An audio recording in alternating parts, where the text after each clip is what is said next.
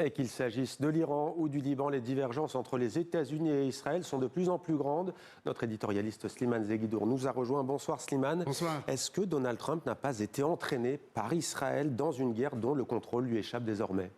Ben oui, Mohamed. D'ailleurs, l'idée est dominante, y compris dans la base de Donald Trump, comme quoi c'est Netanyahou qui l'aurait entraîné dans ce bourbier iranien et que c'est une guerre israélienne. Donc, depuis, Donald Trump cherche, se démène comme un beau diable pour signer un accord global avec l'Iran, moyennant des garanties offertes par l'Iran sur son programme nucléaire. Et en retour, l'Amérique reconnaîtrait l'État iranien comme un acteur sur le nouvel échiquier proche-oriental qui en sortirait.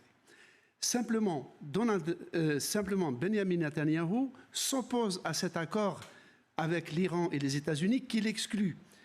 Donc, sautant sur l'occasion où l'Iran a posé comme condition sine qua non qu'elle ne signerait d'accord avec les États-Unis qu'à condition expresse que les Israéliens arrêtent d'attaquer le Liban.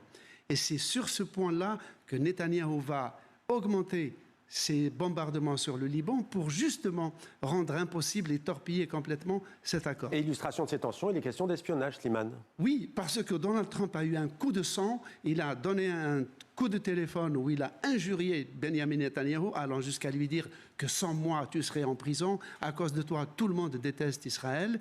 Et donc, pour affaiblir un peu plus, fragiliser la position de Benjamin Netanyahou, la presse américaine, utilisant des fuites bien ciblées, accuse Israël d'avoir multiplié ses activités d'espionnage scientifique, technique et militaire, y compris au sein de la Maison-Blanche autour de Donald Trump. Ce qui veut dire, Mohamed, que les alliés restent toujours des rivaux, qu'il n'y a pas d'alliés permanents, il n'y a que des intérêts permanents, et que dans les affaires d'espionnage, la seule erreur qu'on peut faire, c'est de se faire attraper.